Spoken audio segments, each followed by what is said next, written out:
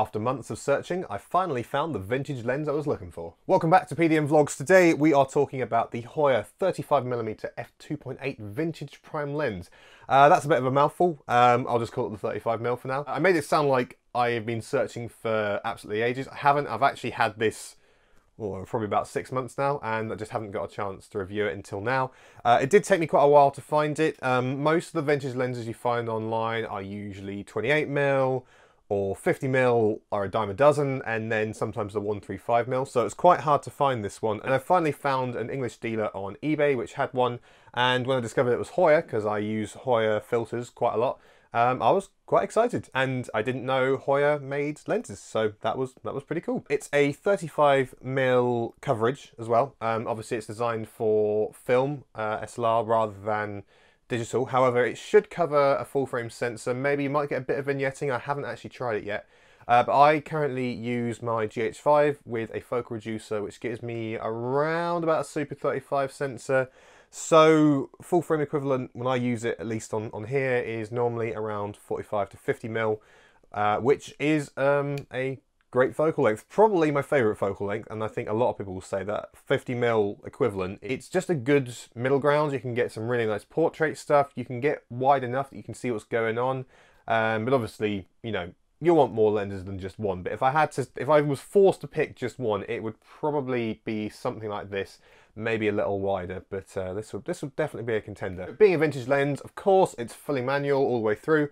The focus throw is ridiculous. It's more than 180, it's like 270 degrees, which is quite something. The aperture ring does not work, but it did. It's my fault. I dropped it on a job. Hang on, yeah, I dropped it on a job, so it is stuck at 2.8, which is not an issue for me because I always choose to shoot wide open when I can. I just prefer the look, and I've got the ND filters, so it's not a big problem. But it is just slightly annoying if I did want to stop down, but you know, what are you going to do? It's a completely metal build, which I always prefer for these kind of lenses. It feels really premium, and it's got some weight to it as well. You could definitely, you know, whack someone with that, which is... I wouldn't advise it, by the way, but you know, you could. So as I said, this took me quite a while to find. I did find some from manufacturers I hadn't really heard of, and a lot of the forum posts said maybe avoid them. I often see a brand called Miranda, and I've not heard amazing things, and I wanted something that I could use on client projects basically. And then I finally found the Hoya one, did a bit of research, heard it was supposed to be quite good, and I bit the bullet, and it only cost me 44 pounds, something like that. So we'll start off with the bad points at first. Obviously the first thing is the aperture ring doesn't work, and that is my fault. That's not a fault of the design, although I will say the one annoying thing, the way this is held together is with springs. I tried to fix it and I couldn't get it open. I thought if I try and open this and then it just doesn't work, I'm going to be gutted, because this was really difficult to find. I can't stress this enough. It took me ages to find it, and I don't know whether I'd find one in such good condition again. So I just thought I'm going to leave it. I mostly shoot wide open anyway, so it's fine. It's just a bit annoying and my own damn fault. So teach me to be less clumsy. And the other thing, as I said just now, the focus throw is a lot. And for me, I think 180 degrees is like the optimum. It focuses the correct way, unlike the Shannon, which focused the other way for some reason. It's nice and smooth across the board, but yeah, it's just a little bit much. When you're trying to do quite a big focus pull, you kind of find yourself doing that, and you just don't get the smooth focus transition that you'd want from, or get from, something that's at sort of 180 degrees. But then again, that could probably be resolved through a wireless follow focus motor or something similar. So as with all vintage lenses, you do get chromatic aberration. This is no exception. It's not too bad. I don't really mind it. I think it adds character, but if you don't like chromatic aberration, this one is not going to change your mind. But it's not too bad. I've seen way worse on some of the cheaper lenses. This one certainly does a better job of reproducing the image, and it's pretty accurate colours for the most part. And of course, again, this is just a general thing with vintage lenses. It's not as sharp as a modern lens, of course it's not.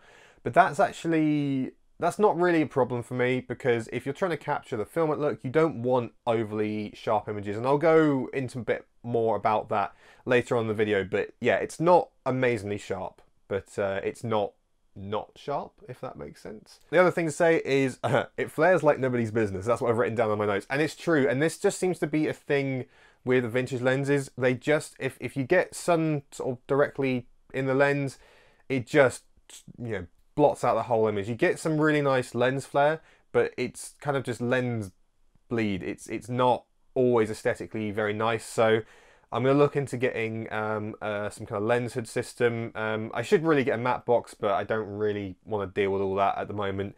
So just sort of a good lens hood, but probably a collapsible one, something adjustable that I can use the ND filter with, because that can be a problem at times. And I like to shoot into the sunlight because it's nice. But yeah, that was annoying. But actually, it seems to happen with a lot of the lenses that I use, so it's nothing new. The good points, there's a lot of them. Spoiler alert, I'm going to recommend this lens. Obviously, fantastic build quality. I love the all-metal builds of these lenses. They just feel so much better. I feel like this can and will take a beating because I am clumsy. I'm very good with my camera because I'm always super careful, but my lenses, I tend to be a little bit more, yeah, clumsy. Hand-eye coordination is not my strong suit, I'm afraid. Obviously, it's a good, well-known brand. Hoya, I've known about for years. Again, didn't know they made lenses, but it's cool to know that they did, and they seem to be really good quality. And from what I've seen in forum posts and online, it seems to be pretty good. So I did say it's not as sharp as native lenses, but that's no surprise. I will say it's sharp enough across the board that I can shoot and it looks good. I can crop in and it still looks good. You know, at 2.8, it's across. You know, obviously stopping down a bit, be even sharper, but at 2.8, that's how I know a lens is good, is if I can shoot wide open and it still looks reasonably good. And actually that little bit of softness, just, this is what I was going to say earlier, the little bit of softness, and others will tell you the same thing, it just, oh goodness, it works, man. It makes it so much more filmic. I love my GH5. It's my favorite camera ever. Like, I would choose it over shooting Red or Sony for most situations. Not everything, but most situations. As much as I love my GH5, the one thing I don't like is it has a somewhat video quality, and I can't really put my finger on what that is. It's a combination of how it reproduces motion blur, how it reproduces like sharpness, especially with the lens. It's probably to do with the lenses more than anything else.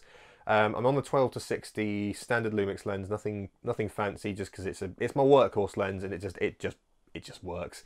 But if you want cinematic, it's a little too sharp, and even with the adjusting the color profile, it's just a little too sharp. And sometimes you need some optical distortion, and then you'll find that in film productions they sometimes do put an optical kind of filter just to kind of soften the image a bit.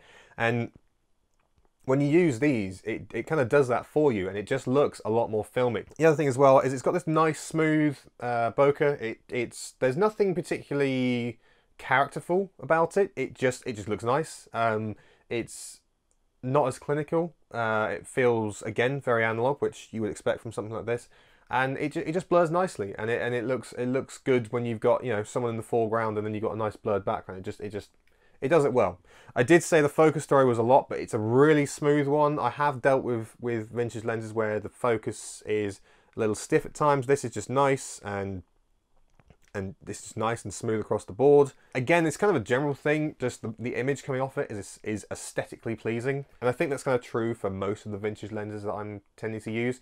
It just looks nice. And of course, finally, it's super cheap. Like, I would choose vintage lenses, and I know a lot of YouTubers and a lot of videographers would say the same. Not all, but a lot of them.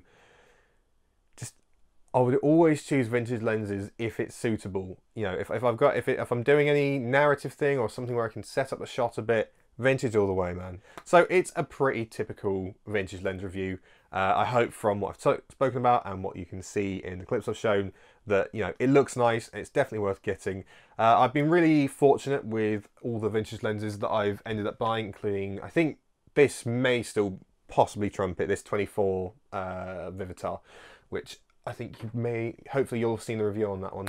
But if it's not my favourite, it's my second favourite. It's certainly up there, and it's kind of, I don't know which one I prefer more at the moment, obviously gushing over this one, but yeah, I've been really fortunate with all the vintage lenses I bought. Even the less decent ones have still been usable and good. As I said in the beginning of the video, this is like the one I've been looking for. This means I've got a complete set now, so I've got 24, 28, 35, 50, a 135, I might get a 19mm just so I've got a bit of a wider image, and I'd like to get something like an 85 or a 90. It's kind of hard to find the right things because you'll find something that's got like an M42 mount or a Minolta mount or an FD mount, but then, you know, finding stuff that's all in your kind of set, that's where it gets difficult. So I've spotted a 19mm, but that's quite expensive, so look out for that, but I might not get it straight away.